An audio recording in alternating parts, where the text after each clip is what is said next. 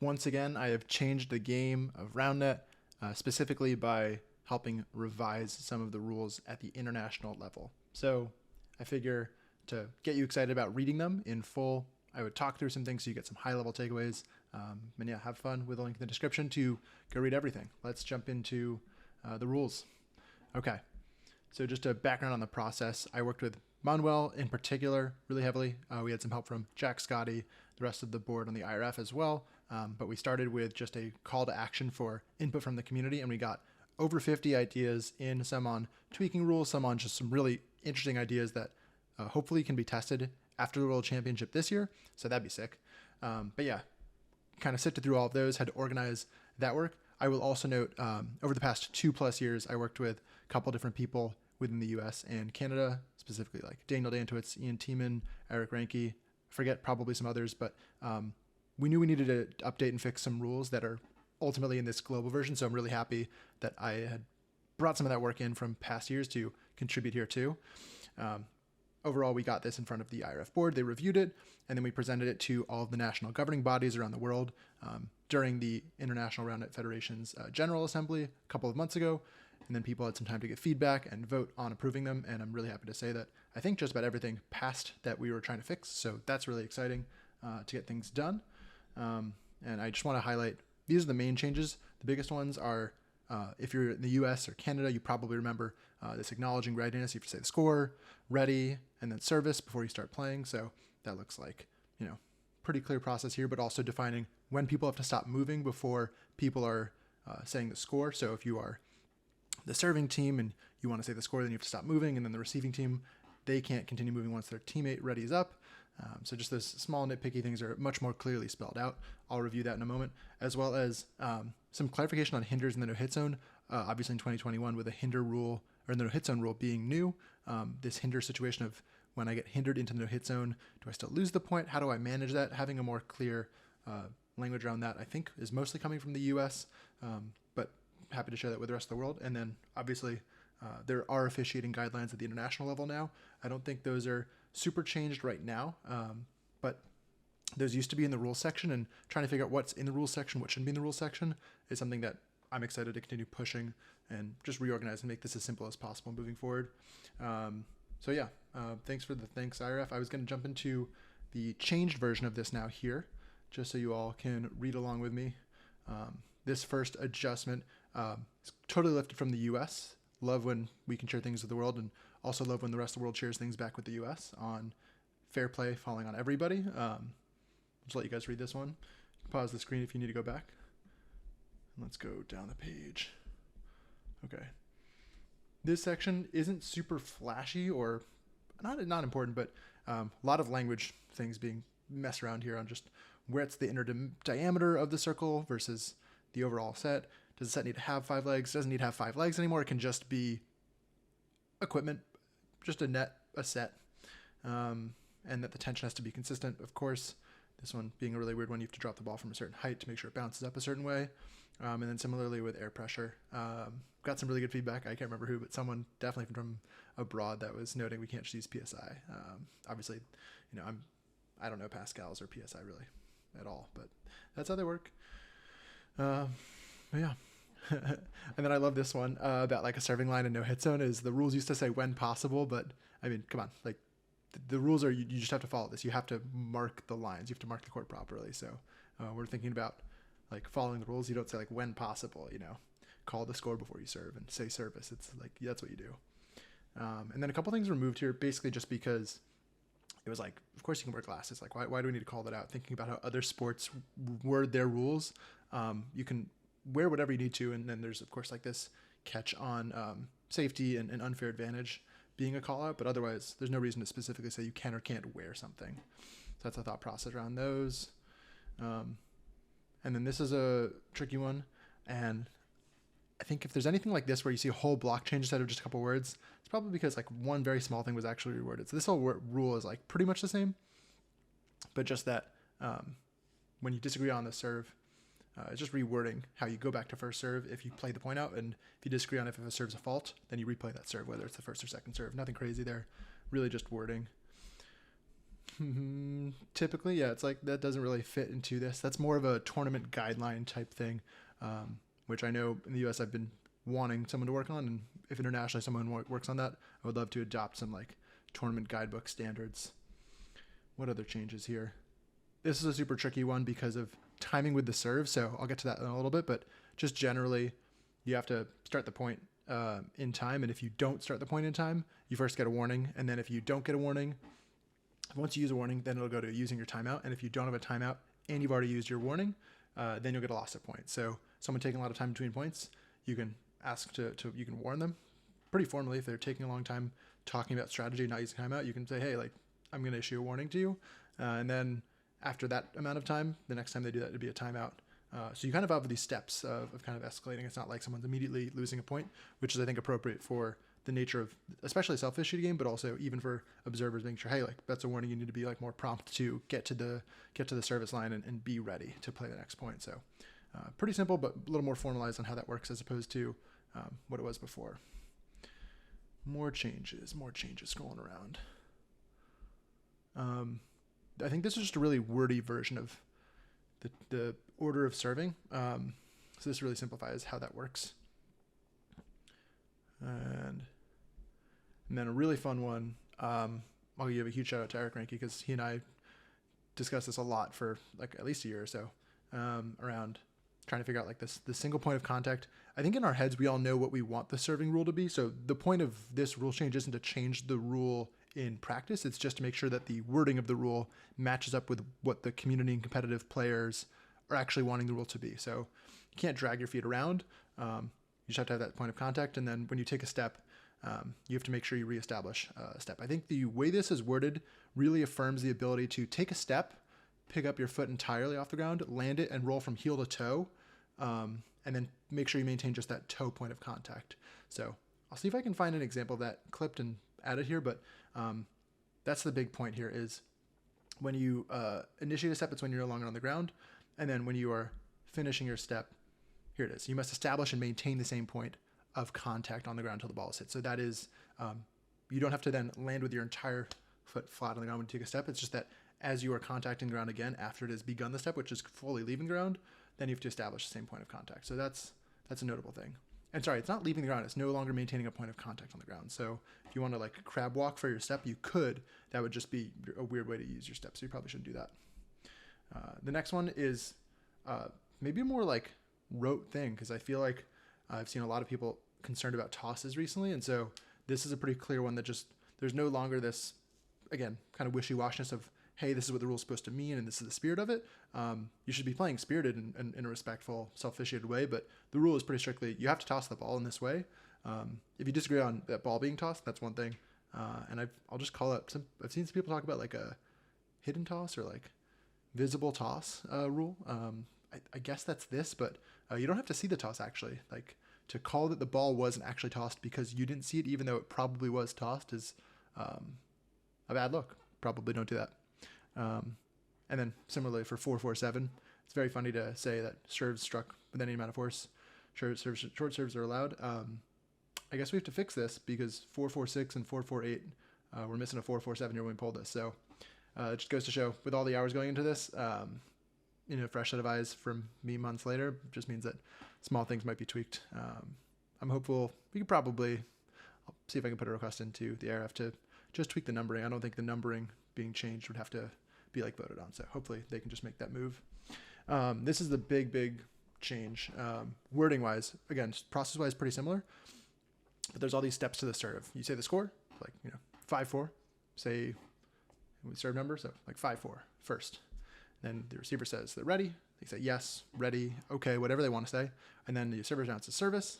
And then the fourth part is you begin your serving motion and you have 5 seconds to toss the ball. Huge tip for the international community, the non-American, non-Canadian community that hasn't been playing with the US rules is you used to have 5 seconds to hit the ball. So now you can toss the ball really high and hit it 5 seconds after you have said service, as long as you toss it within those 5 seconds. So small change. I don't think anyone's changing anything in a big way. And then the other big catch here is that you can reset the process if there's an incorrect score call. That's kind of the whole point of why this rule was created. It was to separate the hey, do we have the right score from the let's play round it part of things? So once you get the score correct and you say you're ready, then it's game on. The huge change here in 4.5.1.2 and all these subsections is really focused on making sure everyone's set in the right spots. So for the server, once you say the score, you can't step until you announce service. For the server's teammate, you can't step between when your server says the score and then once the ball is struck. So that's a little bit longer. You have to wait. But you have to start your, set your position when they say the score. The serve receiver obviously has to set their athletic stance. They can move wherever they want, but it's established when they acknowledge readiness. I think this has been like a colloquial thing that is used all around the world already, but just having this in the rules is really important so that as a player, as an opponent, and as an observer, everybody knows when that shoulder height is being set instead of it just being a thing that we all collectively assume, which it's great that we figured that out without the rules catching up to it, but really important for people who are newer to the sport to know how it works. There's also a big clarification here in further defining the athletic stance, not just knees slightly bent, chest over toes, shoulders over toes kind of thing, but that you can't bend your knees more than 90 degrees and your feet have to be slightly wider than shoulder distance apart. And if your opponents don't think you're properly using that athletic stance, they can call you on that before they start the serve and ask you to move into an acceptable position. If you don't want to do that, then you're subject to a delay of game penalty. So if you want to sit on the ground, lie down, do some other funky stance, you're actually just going to be delaying the game. Get that warning, get that timeout charged to you, maybe even that point loss penalty that I was talking about a moment ago. Good to know. And yeah, once you acknowledge readiness, you can lower, if you want to receive from a lower position, you just can't lower your shoulder height that you actually play in. And then the last person, the serve receiver's teammate, they can't move starting when the serve receiver acknowledges readiness, and then they can't step until the serve is struck. So that's kind of 4 different people and how they're restricted or constrained during the serving process. That's all, again, relatively straightforward and understandable from what we would expect the rules to be, but just those weren't there before. And so we kind of had to throw out this thing. I'll skip over that. You get 2 chances at a legal serve. This is important, just that only the receiving team can call it. So if you want to call a fault on yourself, you actually can't, even if you fall into this circle. Leave it to the officials and officiating committee to worry about calling that. Server may make contact on or within the service line after demonstrating momentum in the action to stop. So you can't step into the service circle. Yeah, not just like inside it, but you can't step on it either. So that's a small clarification. Side pocket, instead of saying side section, it's side thirds. It's pretty funny that the word third is used in the rest of this section, but it wasn't in the header section. What else is changed? Okay, and this is important. This was actually not in the rules before, was people hitting the ball. The rule for high used to just be wherever the ball passes you, but not where you contact it. So this is important. It's wherever it contacts you or passes you, whichever happens first. So if the ball passes you behind you and you want to receive behind your shoulder, height of the serve is going to be assessed based on where it was when it passed your shoulders here, based on the plane perpendicular to the line between the receiver and the center of the net. The ball contacting your hand, otherwise it's only used if it's in front of your shoulder. So that's a really important distinction for how and where you assess high. Let's see. What else are we working on? 4.6.9. Okay. And yeah, this clarification for 4.6.14 again is just a change from, instead of hitting the ball within 5 seconds, it doesn't toss the ball within 5 seconds. So if you don't toss the ball, it's a timing violation. That's a tricky one. All right, let's go to the rest of these sections. I'm sure there's a little bit of change to hinder. If more are used, you can't use more than 3 hits. That's clear, but you don't need like the more are used. It's just you get a maximum. So that's the nature of that one. I think that was moved elsewhere. After the first hit of possession, not at the first hit. You can hit the ball consecutively. That's just some language stuff. Clarification that if you hit your teammate on a hit, it also includes serves. Again, that's just hopefully helping people smooth over the rules. I don't think it's totally necessary, but if it helps, great. I'm personally a fan of making the rules as short as possible. What else? If the player is unable to avoid their hit zone, this is a small distinction on getting a hinder, and a huge clarification here that if neither player on the defending team would have had an opportunity for a return, the hitter's team is avoided the point, even if the hinder is unavoidable. That's really important because if I hit a put away and I would have just like stepped through, but I fall into no hit zone because of a defender at the net, I still should get the point.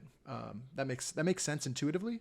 I think that was actually a rule that wasn't really universally enacted around the world because we didn't have this clarification. So I'm really excited about this clarification. Again, that's if I'm playing offense, I hit the ball in a way that no one's going to defend it anyway, and then I get hindered and I can't avoid the no hit zone, I should still win the point, because if you could assume that I would have avoided the no hit zone if it weren't for the person hindering me, then I should get the point, even if that was not an avoidable hinder, even if it was just a circumstantial unavoidable one by them.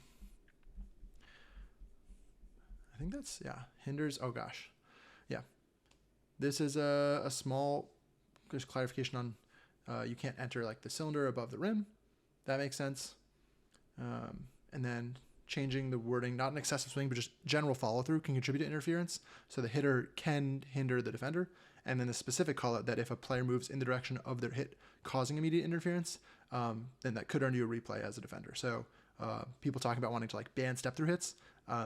This has been how I interpret this rule for a really long time. It's not that you can ban them or that like it's easy to like enact, but just quite simply that it should discourage and kind of nerf step through hits, because the best case scenario for this type hit, if defended properly, is a replay.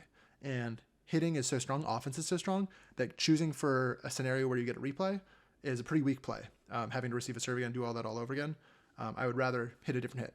At least that's my 2 cents. There are better players out there, there are worse players out there that make different decisions. But again, that I think that's an important thing to kind of set the scales, not like massively against offense, but just clarify that offense doesn't really have this option to get a free point by hitting the ball and then jumping into somebody. Replays. This is a small change. It's actually different from what the U.S. has now too. So it's kind of riding the middle ground of internationally you had to have a good touch to get the return. Now it's just you get the benefit of the doubt, because good touch is already a weird thing and generally giving the benefit of the doubt, but not the entire benefit of the doubt is what the U.S. has right now, which in some scenarios could be like you're running way away from the net and then you like run into another match that's 20 meters away. Probably not going to get that ball back to net. So maybe you don't give them every benefit of the doubt, but giving them just a general benefit of the doubt means that some of those in-between plays you could be awarded a redo versus a good touch being not just a high bar, but also a really confusing bar, because what does good touch really mean? Again, hinders, probably one of the hardest rules that our sport has. That's how it goes. And yeah, just this note on taking indirect route. When you get direct access to the ball means you, of course, don't get hinder if you create the interference. And then just clarifying that good touch versus opportunity for a turn once again. And what else do we have here? The only time that you can't call this exception is you can't call fault on yourself. So that's the 4-5-2-1 situation. And then this is funny. Offense. So we've got the British version of that. Whoops. I guess Worlds is in London, so we'll give it to him. And then I don't think there's anything else that really changed. We did remove the entire Chapter 9 because there's already an IRF observing section. But that's all I've got to share with you all on rules. Took me less than 20 minutes to read through all of this, and I like vamped on it a bit, so it should definitely take you very little time to at least look at the changes. But if you've never read them before, definitely give them a read. Anyway, if you think I should be getting compensated for doing this work, whether it's the actual work on the revisions or making this explainer video, I totally agree with you. So I invite you to just tip me on Ko-fi. Couple bucks helps me do more roundnet stuff like this. And if you don't know me, all you need to know is I'm trying to make roundnet bigger and better. But it's not something that I make money doing. So I would love to get a little bit of support so I can do a little more of it. Thanks so much for watching. If you've got any questions, drop them in the comments. I will answer everything and anything about roundnet rules, changes, and such. Hoping to keep being part of pushing the sport forward with this one initiative. And I will see you in the next thing.